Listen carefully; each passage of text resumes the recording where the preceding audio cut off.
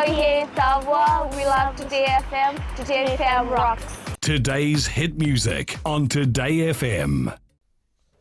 In this bulletin, Fijians queue up at FNPF offices. Curfew to halt non-essential movement. And subsidized EFL customers covered under response budget. From the studios of FBC Suva.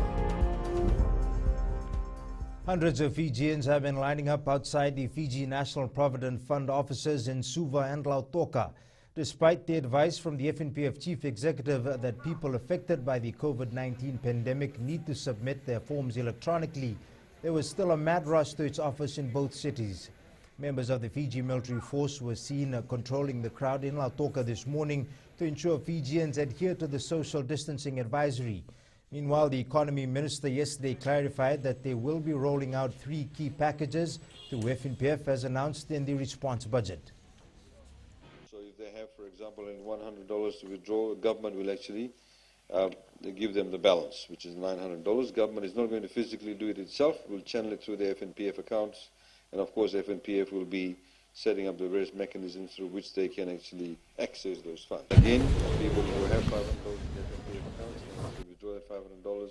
If there's a shortfall, government will fulfill that shortfall so they can actually take out the $500. Prime Minister Voreqe Bainimarama is urging Fijians to stop stigmatizing those who visit fever clinics as we continue to combat the spread of COVID-19.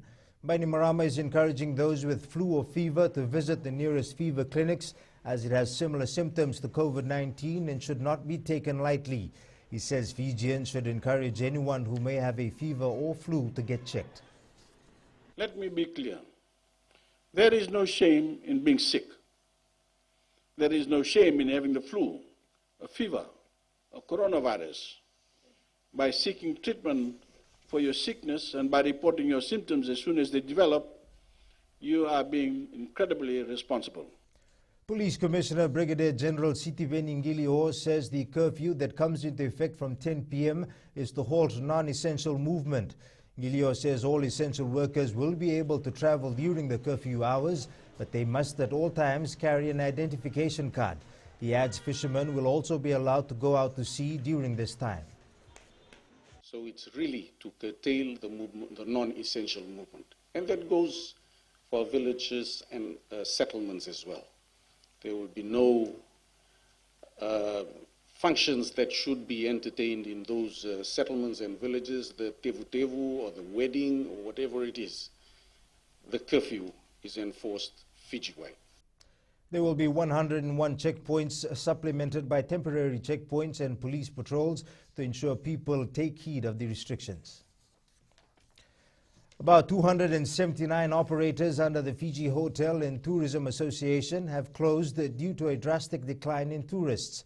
With border restrictions and airlines grounded due to COVID-19, the association says some operators will not be able to reopen.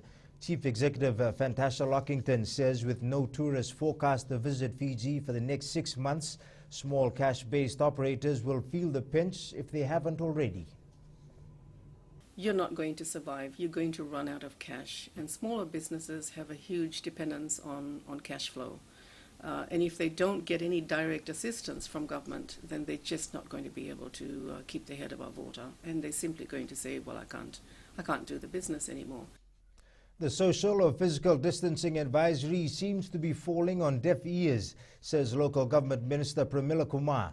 Kumar voiced her disappointment yesterday with overcrowding at various local markets over the weekend, as this would make vendors and the public more susceptible to contracting the virus. Kumar reiterates that her ministry will not take this matter lightly. However, she says she knows social distancing is sometimes difficult in markets and is urging people to plan better or make other arrangements.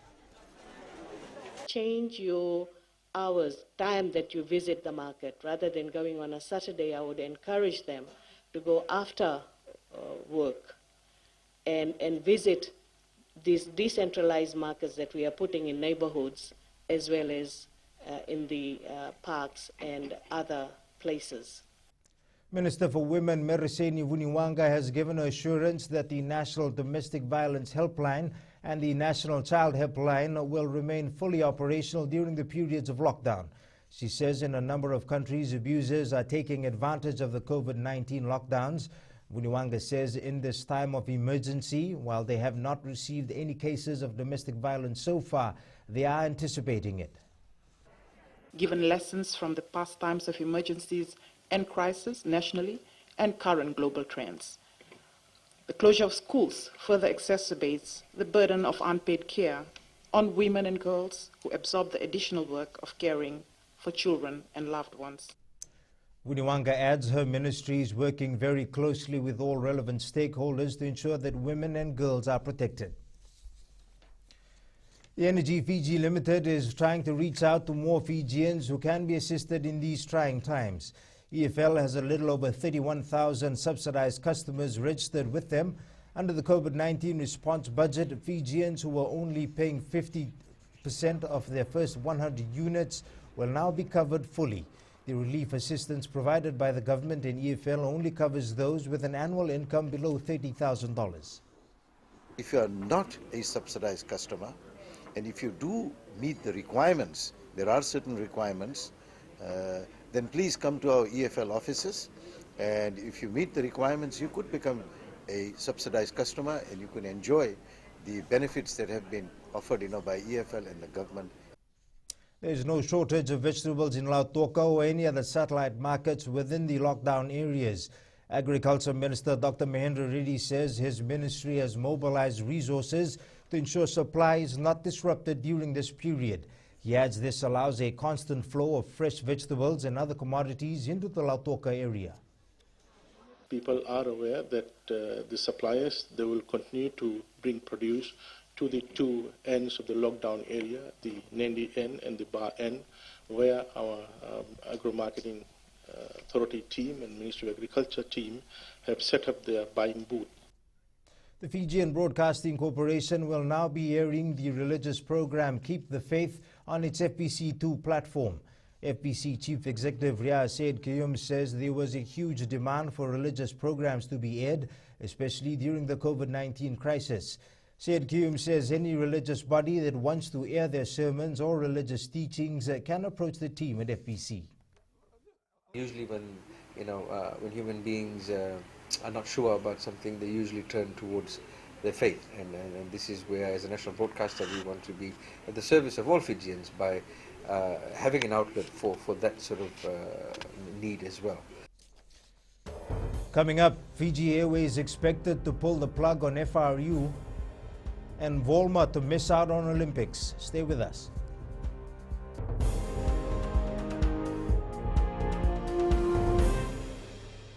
Bula FM, number 2 NSR. Bula FM, number 2 NSR.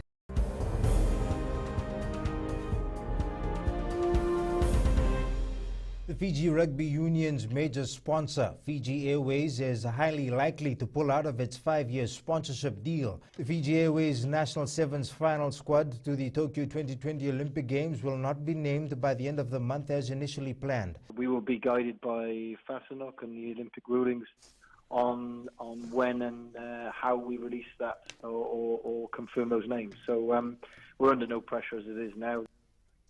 The postponement of the Tokyo Olympics has been an emotional roller coaster for many athletes, but one Aussie Sevens player has had a smile on his face since the announcement. Triple jumper Eugene Volma has missed out on the run for the lone universality spot allocated for athletics for the Tokyo 2020 Olympic Games. The Pacific Games gold medalist sustained an injury, leaving the spot vacant for either Mustafa Fall or Mbanuve Tambakaudoro.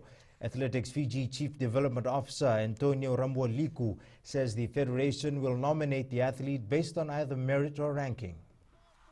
Any athlete that qualifies on merit will go to the Olympics.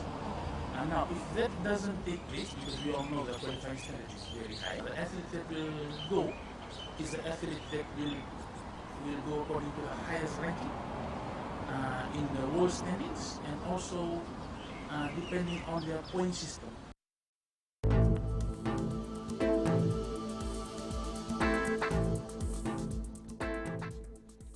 A trough of low pressure lies slow moving over the southwestern parts of the country, with associated showers and rain bands affecting the group.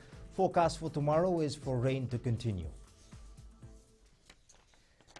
That's your FBC News Now. You can join us again at 7 p.m. for our major bulletin. And for these stories and others, you can also tune in daily to our sister radio station, Gold FM.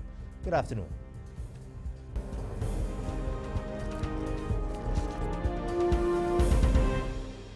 Bula FM, number 2 and seri. Bula FM number 2 and seri.